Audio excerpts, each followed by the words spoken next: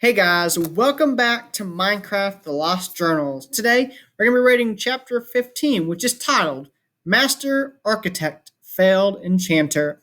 It starts on page 133 and goes to page 138. If you guys have enjoyed this novel so far, make sure you hit that subscribe button for more Minecraft The Lost Journals. Without further ado, chapter 15.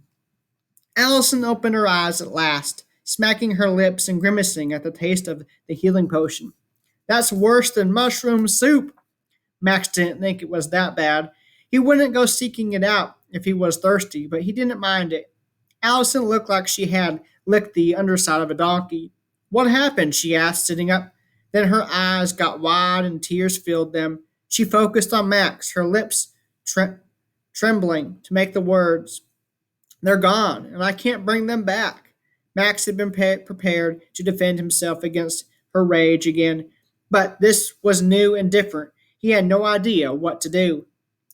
He said, and looked over at Freya.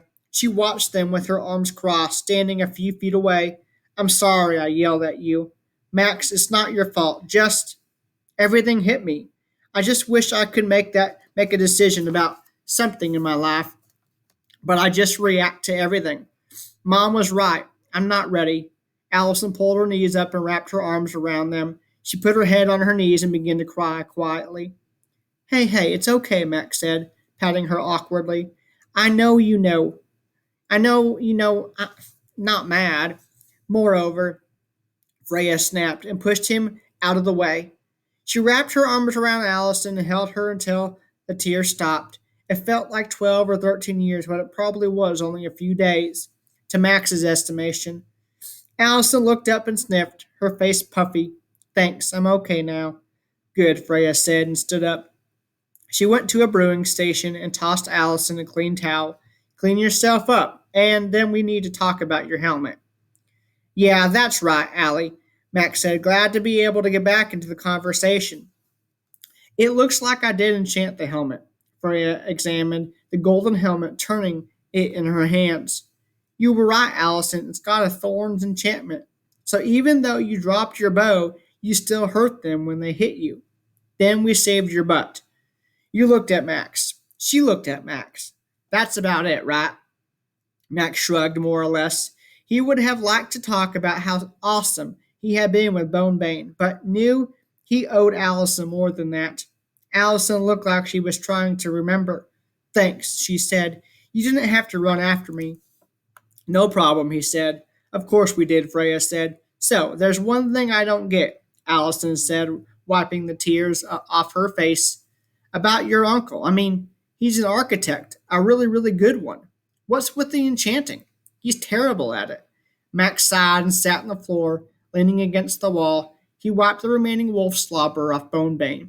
The blade had teeth marks on it from when Bunny Biter had tried to steal it.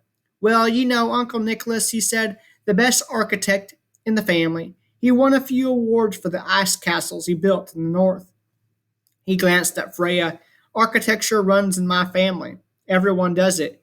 I'm expected to do it. Someone in my family has built most of the big houses in our village. He looked back to Allison. Did you know Uncle Nicholas designed your family's treehouse? She looked startled. No, I had no idea. Maybe that's why Grandma complained about it all the time. Max smiled, remembering how the old people had constantly bickered. Anyway, one night we visited your family for dinner. I remember he started to talk about a trip he'd taken in his youth, and your grandmother interrupted him and started talking about knitting and sheep. That made him mad. Later that night, when we were walking home, Uncle Nicholas told me how architecture left him empty inside, how he'd had so much fun doing more exciting things when he was younger.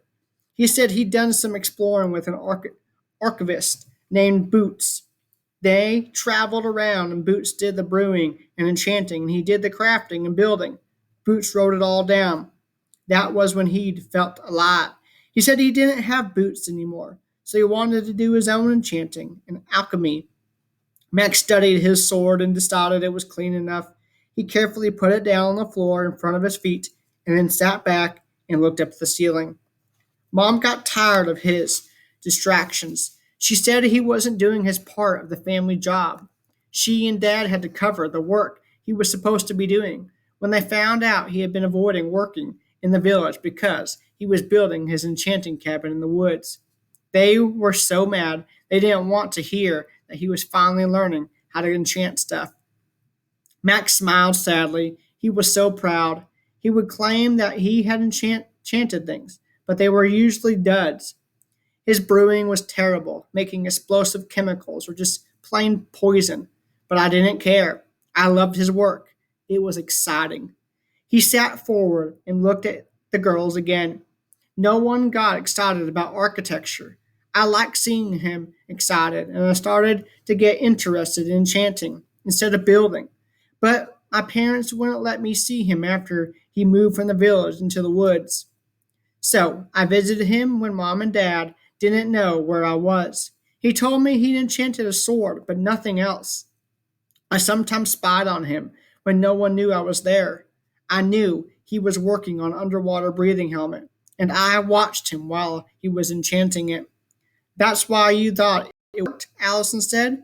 She looked at Freya. He almost drowned because of his uncle's enchanted helmet. She made air quotes with her hands. Max nodded. I broke into his house one night and got the helmet. Then I went swimming in the river to test it. I got pulled down to the bottom, couldn't breathe, and blacked out. My family thought I was dead. I drifted downstream and someone must have finished me out and pushed the water out of my lungs. I don't remember much after that, but I staggered home. Mom and Dad were thrilled to see me, but at the same time, they were yelling about Uncle Nicholas and how he wasn't allowed around our house or even the entire village anymore. He frowned as he remembered. She wouldn't let me out of the house after that, and I had to stay in bed and recover, so I didn't know where he went. Allison looked thoughtful.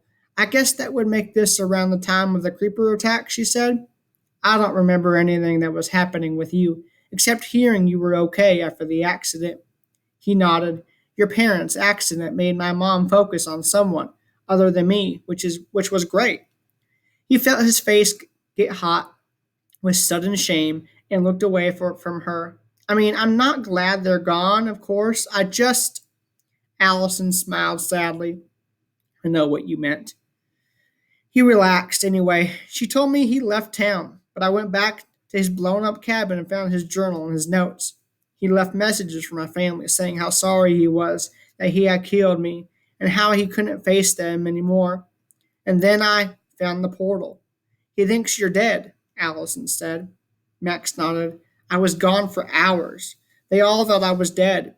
By the time I was back, they were distracted by me needing healing. And then they were just so relieved I was back and no one went to tell him.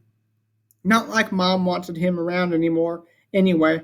Sometime around then, he built the portal, and shortly after that, his cabin was destroyed. Which made you decide he was here? Allison said thoughtfully. And wouldn't come back home, yeah, he said. I thought if I told him I was alive, he might come back. Of course, now I know he might want to come home, but lost the portal like we did. She raised an eyebrow. And you thought we could get him back? You, the kid who nearly drowned because of a helmet? And me, the kid who keeps attracting mobs like I'm wearing some kind of skeleton lure? He set his jaw.